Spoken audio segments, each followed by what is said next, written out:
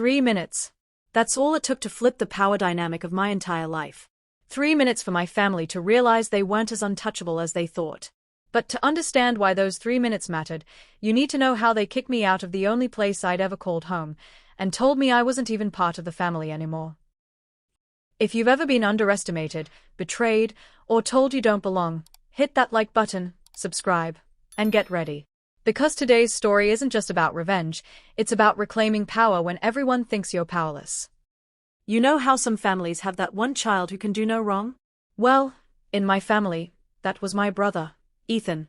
And then, there was me, Amanda. From the moment I was old enough to understand the difference between a smile and a sigh, I knew where I stood. Ethan was the golden child, the one showered with praise, the one my parents proudly introduced to neighbors and bragged about at family gatherings. Me? I was the shadow trailing behind, tolerated but never truly seen. I still remember one particular dinner when I was 12. Ethan had just aced his math test. Perfect score. Mom clapped her hands together like she was in the audience of some talent show. "Ethan, you're brilliant," she gushed. "One day you're going to change the world." And me? I had quietly placed a short story I'd written next to her plate, folded neatly in half. I had poured my heart into it for weeks, even illustrated the ending with colored pencils I'd borrowed from the art room at school. She didn't even glance at it. Instead, my father picked it up absent-mindedly, skimmed the first page, and chuckled. "Amanda, this is cute," he said, in the same tone someone might use to compliment a child's finger painting. Then he set it down and went right back to discussing Ethan's future in engineering or law. That word, cute, burned into me like a brand. My writing wasn't taken seriously. I wasn't taken seriously. It became a pattern. When Ethan brought home trophies, they went on the mantel. When I brought home ribbons from the local art fair, they ended up shoved in a drawer. When Ethan made mistakes, they were brushed off. Boys will be boys. When I slipped up, even in small ways, the disappointment in my mother's sigh felt like it carried the weight of the world. The favoritism wasn't always loud. Sometimes it was subtle. The way dinner conversations would circle around Ethan's goals, his dreams, his achievements. The way my parents' eyes would light up when he entered a room, then dim again when I tried to speak. But to a child, those things are deafening. And here's the part that stung the most: Ethan wasn't cruel about it. Not exactly. He didn't rub his special treatment in my face. He didn't need to. He just existed, perfectly comfortable in the role he'd been given. He expected to be celebrated. He expected to be first. And deep down, I think he expected me to stay second. By the time I was a teenager, I had stopped fighting for attention. What was the point? Every attempt ended in me feeling smaller, quieter, like my words evaporated before they even left my mouth. I retreated into my own world. Books, writing, the quiet comfort of daydreaming. If the real world didn't want me, I could build new ones on paper. Places where girls like me did matter, where they were the heroes, the ones people listened to. But the thing about being invisible in your own home is that it doesn't just fade when you leave the dinner table. It follows you into adulthood, whispering doubts into every decision, every step you take. Looking back, I can pinpoint a few defining moments that carved that self-doubt into my bones. There was the time in high school when I asked my parents if I could apply to an art program out of state. My mom didn't even let me finish. "That's not practical, Amanda. You need to think about real careers. You don't have the stability for something risky like that."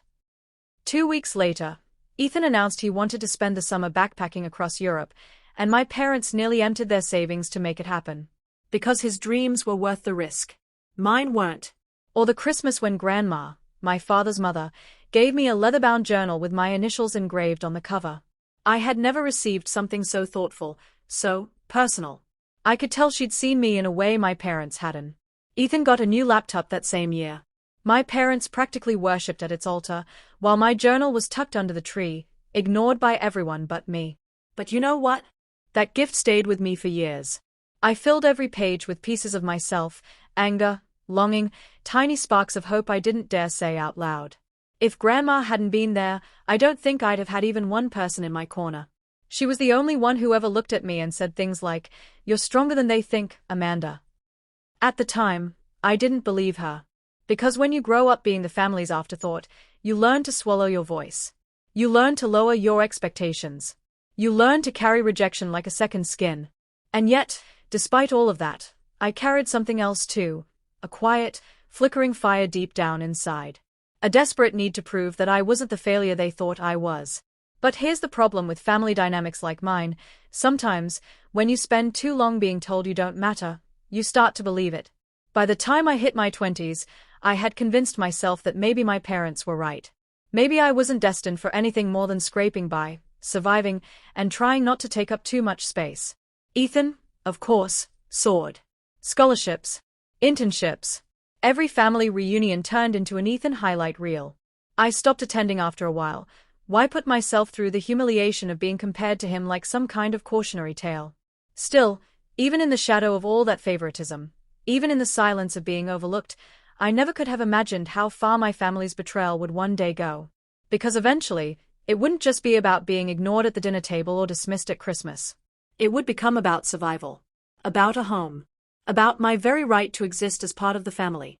And when that time came, when they finally showed me just how disposable they truly thought I was, that little flicker of fire inside me turned into an inferno. But I'm getting ahead of myself.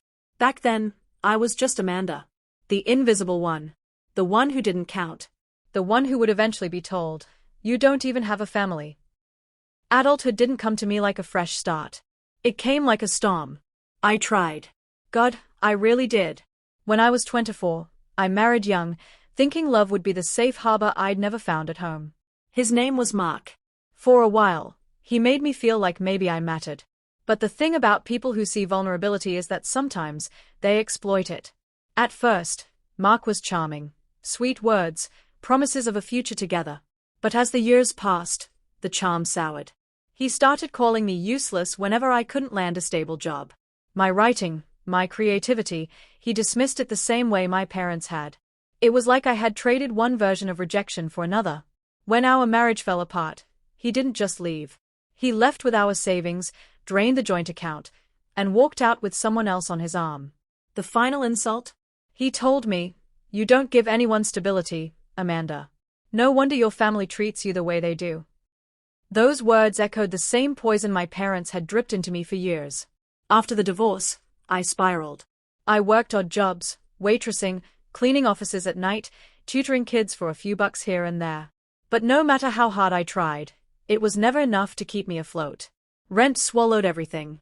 Debt piled up. Eventually, I had to make the call I'd been dreading. I called my parents. I still remember the way my hands shook as I dialed their number, my voice breaking when I explained that I was months behind on rent and had nowhere left to turn. There was silence on the other end of the line. Then my mother's voice, clipped and cold. "Amanda, you're almost 30. You made your choices. Why should we bail you out now?" I begged. I told them I just needed a place to stay until I could get back on my feet. That's when Ethan chimed in, his voice carrying that smugness I'd grown up with. "You don't even have a family, Amanda." "Not really. You've got no husband, no kids, nothing to show for your life. Why should mom and dad bend over backward for you?" The words sliced me open. I could hear my father in the background, muttering something about tough love and learning responsibility. They hung up before I could say anything else. And just like that, the people who should have been my safety net, the people who had a house full of spare rooms, cut the rope and let me fall. That night, I packed what little I could into my beat-up car. Old clothes, a couple of blankets, my laptop, and the leather-bound journal my grandmother had given me years ago. I parked behind a strip mall, pulling the blankets over me as the rain hammered down on the roof. It wasn't just the cold that kept me awake. It was the shame. The way my mother's voice had iced over, the way Ethan had laughed like my suffering was some kind of entertainment. "You don't even have a family." That sentence looped through my head until it hollowed me out. I tried to tell myself it didn't matter, that I'd always known where I stood with them. But when you're lying in a car with rain dripping down your window, trying to convince yourself you're not completely alone, it matters. Weeks blurred together after that. Some nights, I managed to crash on a friend's couch. Other nights, it was the car again. I showered at a gym where I could afford the cheapest membership. And through all of it, I stayed silent. I didn't tell coworkers or acquaintances how bad things had gotten. Because what would I even say? My family doesn't consider me one of them, so I sleep in my car now? Humiliation doesn't roll off the tongue. But here's the thing about hitting rock bottom. It strips you of dignity, of illusions, of everything you thought you could rely on. And yet, it also clears the slate. I didn't know it then, but the same family who abandoned me at my lowest point would one day come crawling back, knocking on my door. And when that day came, the balance of power would shift in a way none of us could have predicted. But before the revenge, came a gift. One I never expected. Sometimes in life, hope arrives when you least expect it. For me, it came in the form of a lawyer's letter. I was sitting in my car, parked outside a library where I'd been sneaking in to use the Wi-Fi, when I opened the thin envelope. Inside was a neatly folded letter on thick paper, embossed with a firm's logo. It felt too official, too out of place in my world of overdue bills and crumpled receipts. I almost didn't open it. I thought it was another debt notice, another reminder of how far I'd fallen. But when I read the first line, my breath caught in my throat. It was about my grandmother. She had passed quietly months before, something I hadn't even been invited to mourn. My parents had handled the funeral privately, probably to keep me from being an embarrassment at the service. But in her will, she had left me something. Not to my parents. Not to Ethan. To me. A cottage. A real, tangible, 4 walls and a roof cottage tucked away on a patch of land outside town.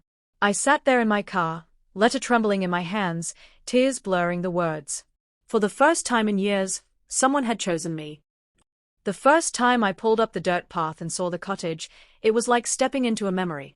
The shutters were faded, the garden overgrown, the paint peeling on the front door. But beneath the wear and tear, I saw pieces of my childhood. The summers I'd spent here with Grandma, baking bread in her little kitchen, helping her water flowers, listening as she told me I was special in ways my parents never acknowledged. I opened the door and was hit by the familiar scent of old wood, lavender sachets, and something faintly sweet, like the ghost of cookies long gone. It was home. For the first time in years, I felt safe. The cottage wasn't perfect. The pipes groaned, the windows let in drafts, and the roof needed patching. But those flaws didn't scare me. If anything, they gave me something to do, something that felt like building a life, brick by brick, instead of constantly scrambling to survive.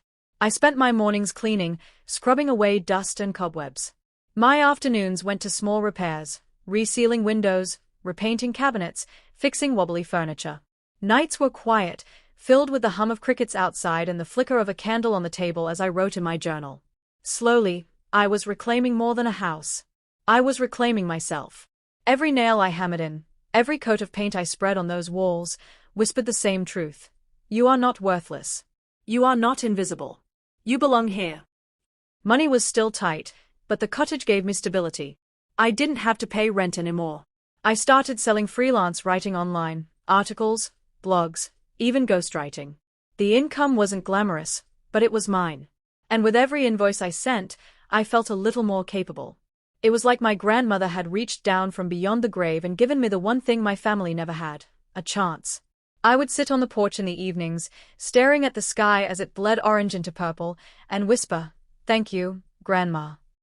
Because she was the only one who had ever believed in me. For a brief while, life was peaceful. But peace doesn't last forever when you come from a family like mine.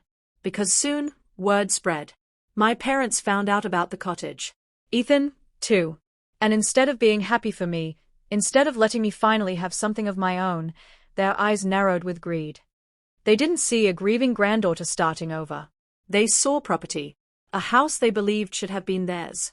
I didn't know it yet, but the same people who had left me to rot in my car would soon come knocking at my door, demanding the very roof over my head. And that's when my story stopped being about survival and started being about revenge. A phone call from my mother, her voice coated in sugar that felt too sweet to be real. "Amanda, honey, we've been thinking, maybe we should come visit. It's been too long since we all spent time together." For a second, I almost let myself believe it. Almost. But then I heard Ethan's voice faintly in the background, sharp and impatient. "Ask her about the cottage." My stomach sank. They didn't want to visit me. They wanted to visit it. The first time they came, they arrived unannounced. I was on the porch, sipping tea and editing an article, when a sleek black SUV crunched up the gravel drive. Out spilled my parents, dressed too formally for a casual visit, and Ethan in his crisp shirt, sunglasses perched arrogantly on his head. Mom looked around, her eyes scanning the flower beds and the freshly painted shutters. "Well," she said, almost grudgingly. "You've done a nice job. Grandma's place never looked this good." I knew what she meant. "Not you've done well, but look at what you've gotten your hands on." Dad walked straight past me, clapping his hands together like a man surveying his own property. "Spacious. Solid structure. This could be expanded, you know. Maybe add a garage, or even rent it out for income." I tightened my grip on my teacup. "It's not for rent. It's mine." Ethan laughed, that grating, mocking sound I knew too well. "Come on, Amanda. Grandma would have wanted all of us to share this. You don't even need a whole house. What do you even do all day?" The words stung, but I kept my face calm. "I work. I write. And yes, I need a house. Just like anyone else." But they weren't listening. They never had. Over the next few weeks, the visits turned into invasions. I'd come home from running errands and find them inside, walking around like they owned the place. My father measuring the walls with his eyes. My mother rearranging furniture. Ethan sprawled on the couch, scrolling on his phone like it was his living room. The first time I told them to leave, Mom's face hardened. "Don't be selfish, Amanda. Family shares." Family. The word tasted bitter coming from her. Where was that sense of family when I was sleeping in my car? Where was it when Ethan told me I didn't even have a family? I tried locking the door. "They found excuses. We were just checking on you." The neighbors thought something was wrong. Their entitlement seeped through every crack. And then, one evening, it escalated. I came home to find my suitcases sitting on the porch. My clothes stuffed in them haphazardly, my notebooks spilling out onto the steps. Inside, Ethan was lounging on the couch, remote in hand, watching TV. My parents sat at the kitchen table drinking coffee like it was their housewarming party. Mom looked up with a cold smile. "This isn't working, Amanda. You're not stable enough to manage this place. We've decided it'll be better if we take over." My voice shook. "It's not yours to take. Grandma left it to me." Dad shrugged, sipping his coffee. Grandma wasn't thinking clearly in her last days. "This house belongs to the family. To all of us." And Ethan, with that same smug grin, added the knife twist. "Besides, Amanda, you don't even have a family. What do you need a house for?" My hands went cold. My vision blurred with fury. They had taken my childhood, my dignity, my sense of belonging. And now, they were trying to take the only safe place I'd ever been given. That night, I sat in my car again, just like I had months earlier. My suitcases crammed in the backseat, the taste of humiliation sharp in my throat. But this time, something was different. I wasn't broken. I was furious. And I knew, deep in my bones, that I wouldn't let them win. Not again. Not ever. That night in the car, with my belongings crammed into the backseat like trash, something inside me shifted. Before, their rejection had hollowed me out. Made me feel small. Invisible. But now it burned. Every cruel word, every dismissal, every time they told me I wasn't enough, it all replayed in my mind, not as shame, but as fuel. "You don't even have a family. You don't need a house. You're not stable enough." I gripped the steering wheel until my knuckles turned white. My chest was heaving, my heart pounding like a war drum. And for the first time in my life, I didn't want their approval. I wanted justice. No. I wanted revenge. The next morning, I drove straight into town. Not to beg, not to plead, but to act. I walked into the lawyer's office that had sent me the inheritance letter, and when I laid the paperwork on the desk, my voice was steady. "I need to make sure this house is protected. Ironclad. Mine." The lawyer, a sharp-eyed woman named Ms. Carter, looked through the documents and nodded. "It already is. Your grandmother left it solely to you. No contest. No loopholes. Your family has no claim." Relief washed over me, but it was quickly replaced with a hard edge. "Good," I said. "Then I want to know what happens if they refuse to leave." Her lips curled into something between a smirk and sympathy. "Then we call the sheriff. They'll be treated as squatters." Squatters. The word sent a delicious shiver through me. The same people who had looked down on me my whole life, who had tossed me aside like I was nothing. Soon, they'd be nothing more than trespassers in a house that wasn't theirs. I left that office with a plan beginning to take shape. First step, gather evidence. I started documenting every uninvited visit, every bag they threw onto the porch, every time I found them inside my cottage without permission. I kept a detailed journal, took photos, even set up a cheap motion-activated camera near the porch.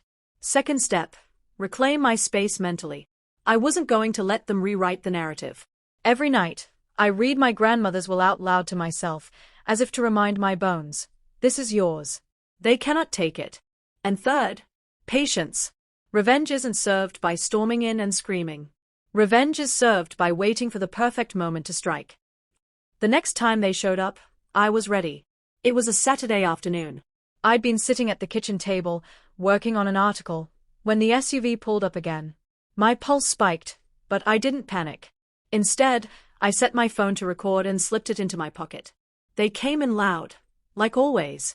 Ethan threw himself onto the couch, Dad opened the fridge, Mom started poking around in the cupboards like she was inspecting her own pantry. I stood in the doorway, calm. You need to leave, I said flatly. Mom rolled her eyes. Amanda, stop being dramatic. This house belongs to the family. Dad chimed in, his voice booming. If you can't handle it, we'll manage it for you. And Ethan, smirking, added, yeah, go back to your car, Amanda. That's where you belong. I let the silence stretch, my phone recording every poisonous word. Then I said, evenly, you'll regret this. They laughed. But I didn't. That night, in the quiet of the cottage after they left, I mapped out the final step. I wasn't just going to kick them out. I was going to make them feel the way they had made me feel, small, powerless, unworthy of belonging. I wrote down a single line in my grandmother's old journal. 3 minutes to regret. Because when the time came, that's all I was going to give them. 3 minutes to pack their things, 3 minutes to realize the balance of power had shifted forever. And this time, I wouldn't be the one on the outside looking in. The day finally came sooner than I thought it would.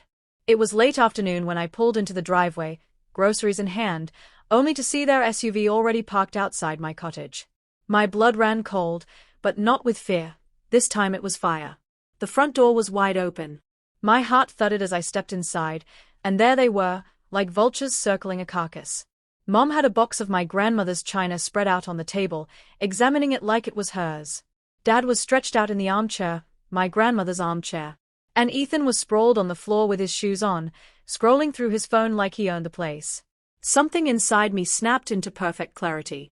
This wasn't their house. This wasn't their life. This was mine. And it was time to show them. I set the groceries down slowly, deliberately, and my voice came out steady. You need to leave. Now. Mom didn't even glance up. Amanda, stop. You're embarrassing yourself. Dad scoffed. We're not going anywhere. This house belongs to the family, and we've decided it makes the most sense for us to live here. You can find your own place. I pulled my phone from my pocket and clicked it on. A little red light blinked. Funny, I said evenly, because the law doesn't see it that way. And neither will the sheriff when he gets here. That made them pause. Ethan sat up, glaring. You wouldn't dare. I stepped closer, holding his stare. I've documented everything. Every uninvited visit, every time you trespassed, every word you just said. I have enough to get a court order. But I'm giving you one last chance to walk away with dignity. Mom's face twisted in rage. You wouldn't humiliate your own family like this. That was the exact moment I knew I'd won. Because humiliation was all they feared. And humiliation was exactly what I was about to deliver. I took a deep breath, steadying my voice. You have 3 minutes. 3 minutes to pack up whatever you brought in here and leave. After that, I'm calling the sheriff, and you'll be removed as squatters. The word squatters hung in the air like a guillotine. Ethan's mouth fell open. Dad shot up from the chair, red-faced. Mom gasped as though I'd slapped her. You wouldn't dare, Dad thundered. I calmly pulled out my phone again and held it up, showing the already dialed screen. 3 minutes. I'm not asking again. The room erupted. Dad ranted about respect, about family loyalty. Mom shrieked about betrayal, her voice high and desperate. Ethan stormed around, swearing at me, calling me selfish, unstable, pathetic. But I didn't flinch. Not once. I pulled my grandmother's old clock from the mantel and set it on the table. With a click, I started the timer. Tick, tick, tick. The sound filled the room like a drumbeat of inevitability. At first, they refused to move. Dad tried to intimidate me, stepping close, his face red with fury. "You'll regret this, Amanda. Blood is blood." But I only tilted my head. "Funny. You didn't think that when you left me living in my car." Mom tried guilt. Tears welled in her eyes as she pleaded. "We're your parents. You can't just throw us out like strangers." I folded my arms. "You threw me out a long time ago." "And Ethan?" He tried threats. "You'll be alone forever if you do this. No one will want you." I smiled coldly. Better alone than surrounded by leeches. The seconds ticked by. 2 minutes left. They were unraveling, and I could see it, the dawning realization that I wasn't bluffing. That the control they'd held over me my entire life had slipped through their fingers. 1 minute left. Mom was pacing, Dad muttering curses under his breath, Ethan clutching his phone like he was looking for backup. 30 seconds. I stood tall, phone in hand, voice unshaking. Last chance. And then, it broke. Mom snapped first, slamming the box of china shut so hard it rattled. "Fine. We're leaving. But don't think this is over." Dad followed, stomping toward the door, muttering about ungrateful daughters. Ethan kicked over a chair before storming out behind them. They piled into the SUV, still shouting, still spewing venom. But I didn't care. Because as I stood in the doorway of my grandmother's house, watching the taillights disappear down the road, all I felt was peace. For the first time in years, maybe in my whole life, I wasn't powerless. I was free. I closed the door, leaned against it, and let the silence wash over me. No more ticking clock. No more voices telling me I wasn't enough. Just me. And the house my grandmother had entrusted to me. And I swore, right then and there, that I'd never let them, or anyone else, steal it from me again. The silence after they drove away was almost deafening. For the first time in months, the house wasn't vibrating with their voices, their demands, their claws scraping at every inch of my life. It was just me, the creak of the old wooden beams, and the faint ticking of my grandmother's clock. But peace doesn't last long when you're dealing with people like them. Within a week, the threats started. First, it was phone calls. Mom's number flashing on my screen at odd hours of the night. Sometimes she'd cry, begging me to do the right thing and let them back into the house. Other times, her voice was sharp as glass. "You'll regret this, Amanda. Families stick together, and you've chosen to be the enemy." I blocked her. Then came the letters. Long, furious rants written by Dad about how I was destroying the family legacy and how a court would see me as an unstable little girl who doesn't know how to handle property. I didn't respond. And finally, Ethan. One evening, I caught him standing at the edge of the driveway, hood pulled up, staring at the cottage. My stomach clenched, but I didn't move. I turned on the porch light, lifted my phone, and snapped a photo. His face dropped when the flash hit him. Within seconds, he bolted. I forwarded the photo to my lawyer that same night. Because here's the thing, I wasn't bluffing. For weeks leading up to that 3-minute countdown, I had been preparing. Recording conversations. Saving every voicemail. Cataloging every incident of trespassing. And now, I had a case. My lawyer helped me file for a restraining order, citing harassment and attempted property fraud. The sheriff's office didn't take kindly to repeated trespass calls, especially when paired with recordings of my father admitting, on tape, that this house belongs to us now. In legal terms, that's called a confession.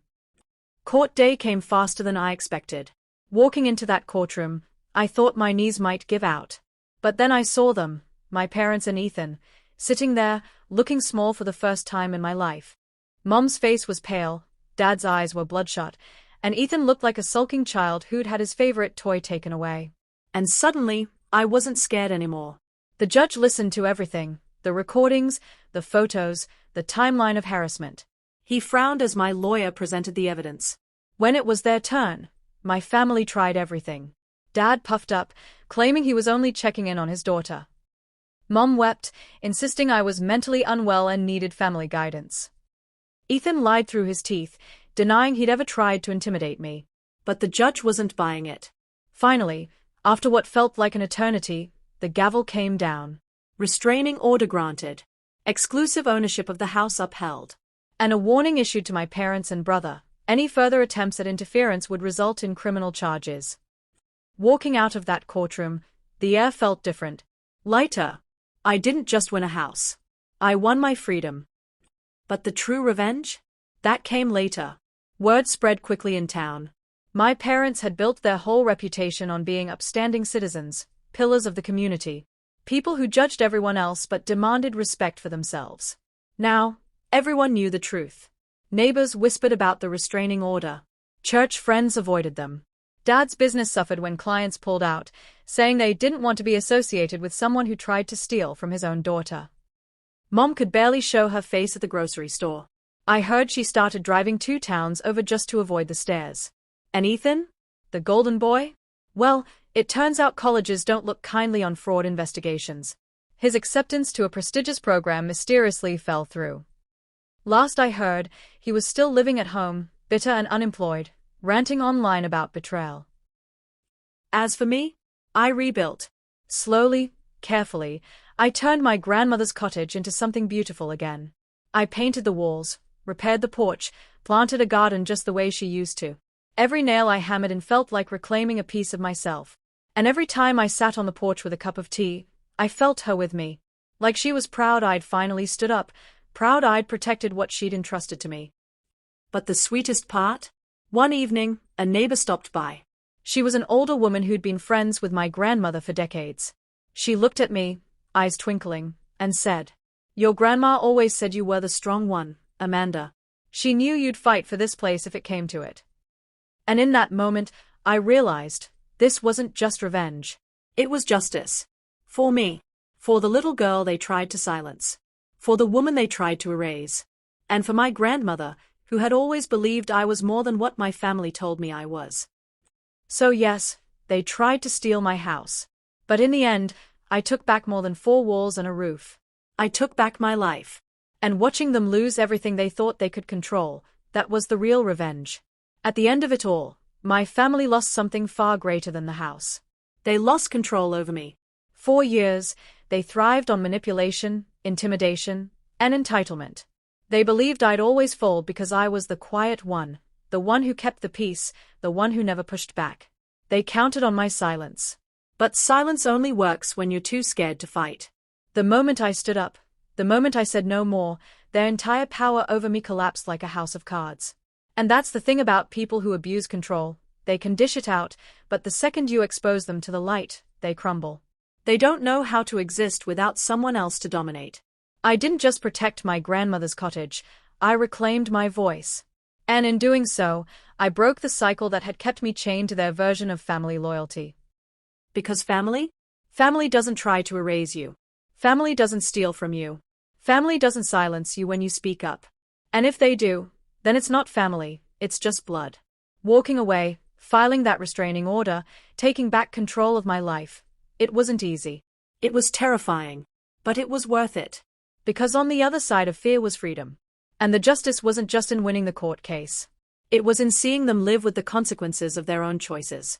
Losing respect, losing standing, losing the shiny facade they'd built for years. Meanwhile, I gained peace, independence, and the chance to build a life that was truly mine. So if you take anything from my story, let it be this: don't let anyone, family or not, convince you that you owe them your silence, your property, or your life.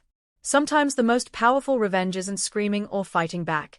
It's calmly standing your ground and watching the truth destroy them. Now I want to hear from you. What would you have done in my shoes? Would you have given in for the sake of keeping the peace? Or would you have fought tooth and nail like I did? Let me know down in the comments. I'm always curious to see whose side people take. And remember, in the shadow of revenge, justice always finds its way.